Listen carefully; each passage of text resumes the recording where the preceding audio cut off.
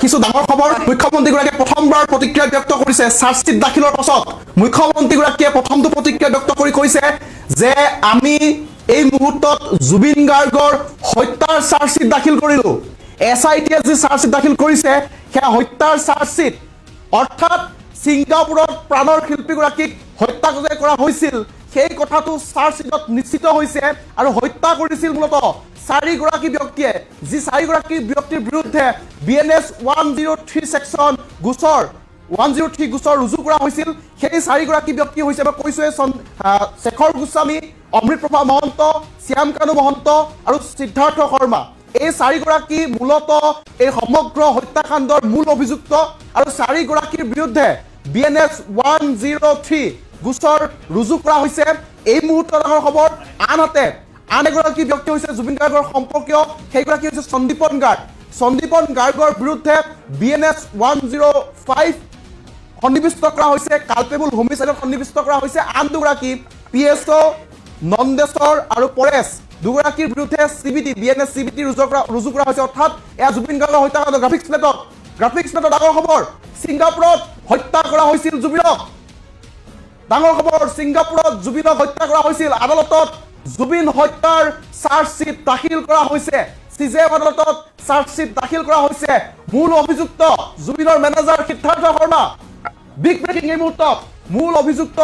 জুবিন গাৰ্গৰ মেনেজাৰ সিদ্ধাৰ্থ শৰ্মা শ্যামকানু মহন্তৰ নামো আছে চাৰ্জশ্বিটত আৰু শ্যামকানু মহন্তৰ বিৰুদ্ধেও বিএনএছ 103 হত্যাৰ গোচৰ সন্নিবিষ্ট কৰা হৈছে চাৰ্জশ্বিটত নাম আছে অমৃতপ্ৰভা মহন্ত শেখৰ গোস্বামীৰ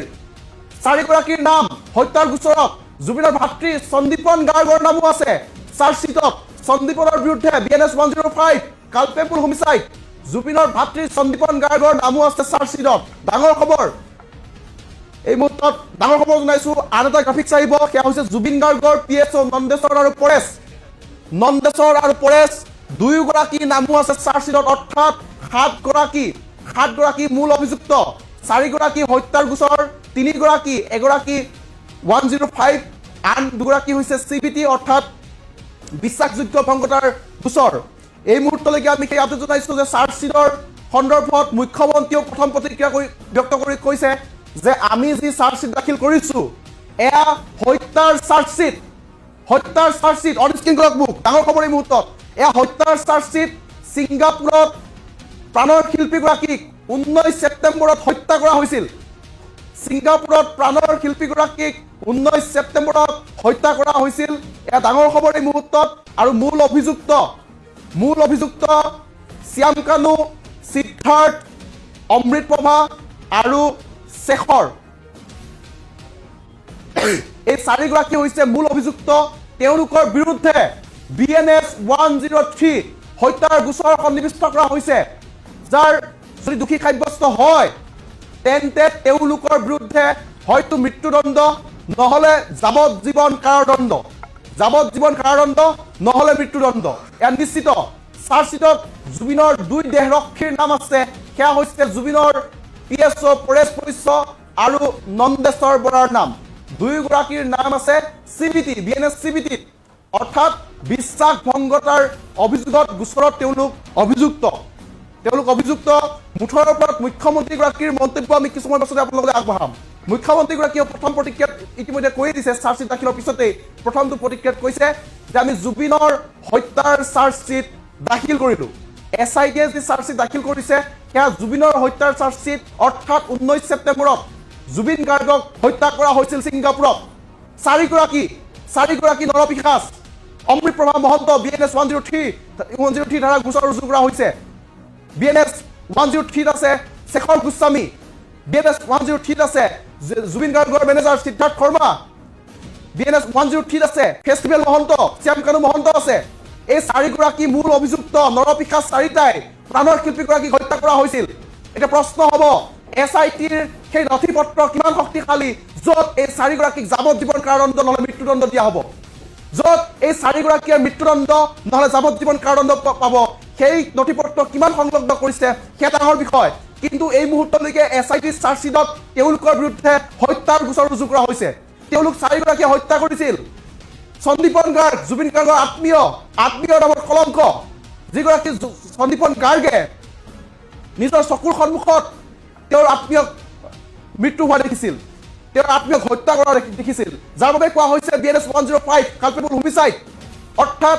মোৰ উদ্দেশ্য নাছিল জুবিন গাৰ্গক হত্যা কৰাৰ, কিন্তু মোৰ কৰ্মজীয়ে হত্যা কৰিছে। মানে কি? ময়ো হত্যাকাৰী, সন্দীপন গাৰ্গো হত্যাকাৰী, কাৰণ তেওঁৰ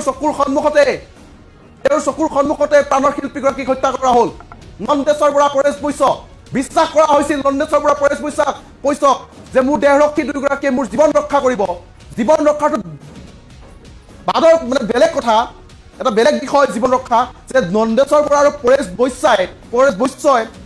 জীৱিত কালত শোষণ কৰিলে জুবিন গাৰ্গক, জুবিন গাৰ্গৰ অনুষ্ঠানৰ টকা আত্মসাৎ কৰিলে,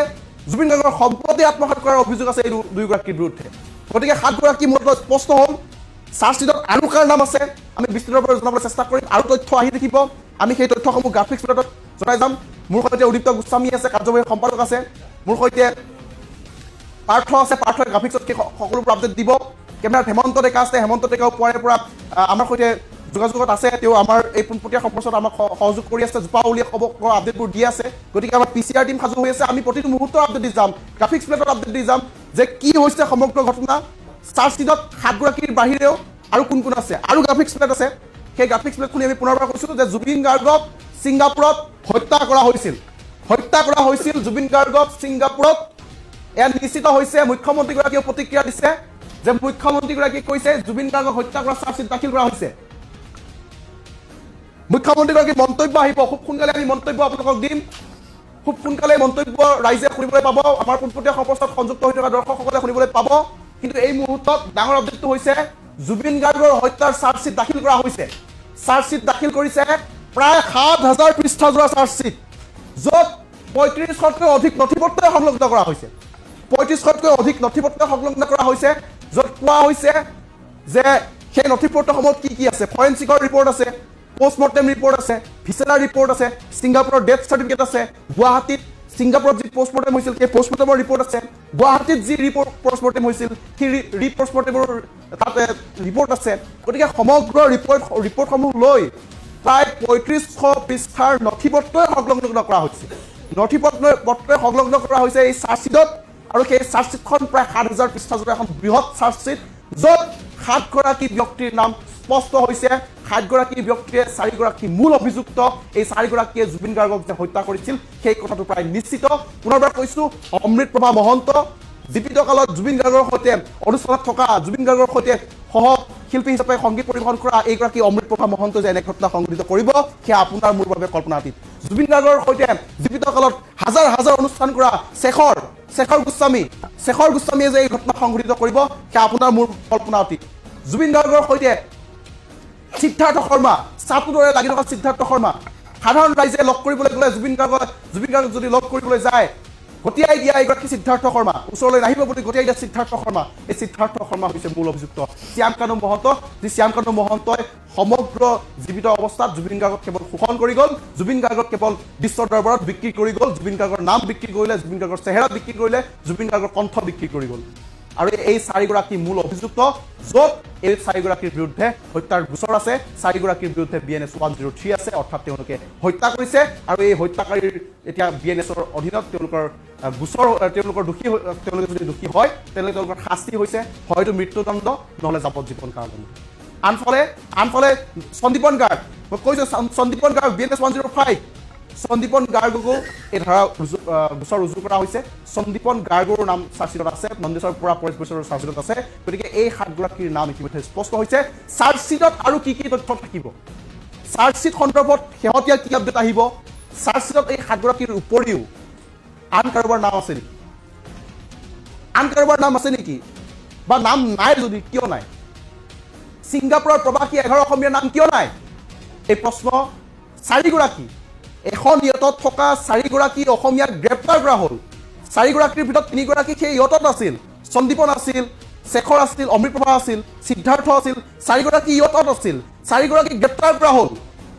কিন্তু 11 প্ৰৱাসী অসমীয়াক হাঁহি অসমৰ পৰা বিদায় দিয়া হ'ল, বৰঞ্চ কোৱা হ'ল যে তেওঁলোক অসমৰ সম্পদ, তেওঁলোক অসমৰ গৌৰৱ। কি এনে সম্পদ, কি এনে গৌৰৱ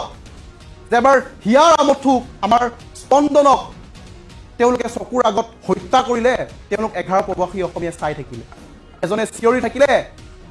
কিবা কিবি দে গাহৰি দে মদ দে কি এই প্ৰবাসী অসমীয়া এই কোন এই প্ৰবাসী অসমীয়া এই সকলক লৈ আমাৰ গৌৰৱ কৰিবলগীয়া কি আছে এই সকলক লৈ গৌৰৱ কৰিবলগীয়া আমাৰ এই কঠোৰতকৈ কঠোৰ শাস্তি হ'ব লাগে এইসকলৰ আৰু 4 গৰাকী অসমীয়াক যদি গ্ৰেপ্তাৰ কৰিছে 11 প্ৰবাসী অসমীয়াকো চুচৰাই আনি গ্ৰেপ্তাৰ কৰিব লাগে 11 প্ৰবাসী অসমীয়াকো গ্ৰেপ্তাৰ কৰিব লাগে কাৰণ 4 গৰাকী অতত থকা যদি অসমীয়া দোষী তেওঁলোকে যদি হত্যা কৰিছে তেন্তে 11 প্ৰবাসী অসমীয়া দোষী এওঁলোকেও হত্যা কৰিছে প্ৰাণৰ শিল্পী জুবিন গাৰ্গক আমি জুবিন গাৰ্গ সন্দৰ্ভত গ্ৰাফিক্স প্লেট আহি আছে সেই গ্ৰাফিক্স প্লেট দেখুৱাই আছো যে জুবিনৰ ভাতৃ সন্দীপন গাৰ্গৰ নামো আছে চাৰ্জশ্বিটত জুবিন গাৰ্গৰ ভাতৃ সন্দীপন গাৰ্গৰ নামো আছে 2 দেহৰক্ষীৰ নাম আছে নন্দেশ্বৰ পৰেশ বৈশ্য 4 গৰাকীৰ নাম আছে সেই 4 গৰাকী হৈছে অমৃত প্ৰভা শেখৰ শ্যামকানু মহন্ত আৰু সিদ্ধাৰ্থ শৰ্মা এই মুহূৰ্তত মই খন্তেক সময়ৰ বাবে পুনৰবাৰ জোপাৱলী কাষলৈ যাম মুখ্যমন্ত্ৰীগৰাকীৰ মন্তব্য আছে আমি জোপাৱলী কাষলৈ যাম কিন্তু এই মুহূৰ্তত মুখ্যমন্ত্ৰীগৰাকীৰ মন্তব্য আছে আমি পোনে পোনে মুখ্যমন্ত্ৰীগৰাকীৰ প্ৰথম প্ৰতিক্ৰিয়া চাৰ্জশ্বিট দাখিলৰ ওপৰত কি প্ৰতিক্ৰিয়া দিছে সেই প্ৰতিক্ৰিয়াটো আগবঢ়াইছোঁ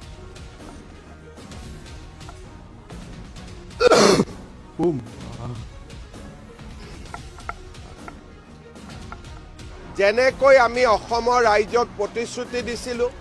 যে জুবিন গাৰ্গক ন্যায় দিয়াৰ দায়িত্ব আমি গ্ৰহণ কৰিছোঁ আজি সেই দায়িত্ব পালন কৰি গুৱাহাটীৰ আদালতত SITয়ে অভিলেখ সংখ্যক সময়ত চাৰ্জশ্বিট দাখিল কৰিছে হত্যাৰ গোচৰত আমি কেইবাজনকো অভিযুক্ত কৰিছোঁ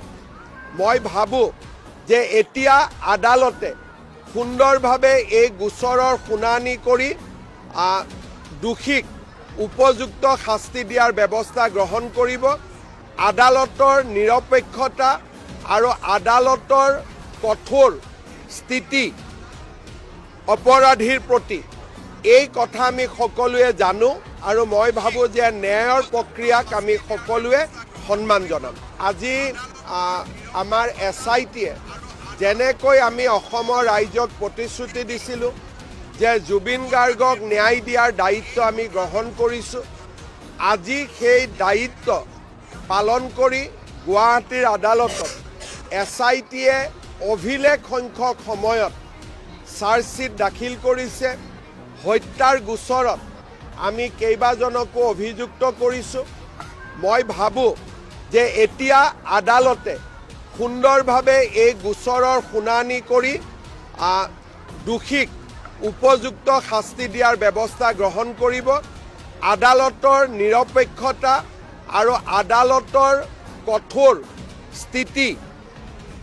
অপৰাধীৰ প্ৰতি এই কথা আমি সকলোৱে জানো আৰু মই ভাবোঁ যে ন্যায়ৰ প্ৰক্ৰিয়াক আমি সকলোৱে সন্মান জনাম আজি আমাৰ SITয়ে যেনেকৈ আমি অসমৰ ৰাইজক প্ৰতিশ্ৰুতি দিছিলোঁ যে জুবিন গাৰ্গক ন্যায় দিয়াৰ দায়িত্ব আমি গ্ৰহণ কৰিছোঁ আজি সেই দায়িত্ব পালন কৰি গুৱাহাটীৰ আদালতত SITয়ে অভিলেখ সংখ্যক সময়ত চাৰ্জশ্বিট দাখিল কৰিছে হত্যাৰ গোচৰত আমি কেইবাজনকো অভিযুক্ত কৰিছোঁ মই ভাবোঁ যে এতিয়া আদালতে সুন্দৰভাৱে এই গোচৰৰ শুনানি কৰি দোষীক উপযুক্ত শাস্তি দিয়াৰ ব্যৱস্থা গ্ৰহণ কৰিব আদালতৰ নিৰপেক্ষতা আৰু আদালতৰ কঠোৰ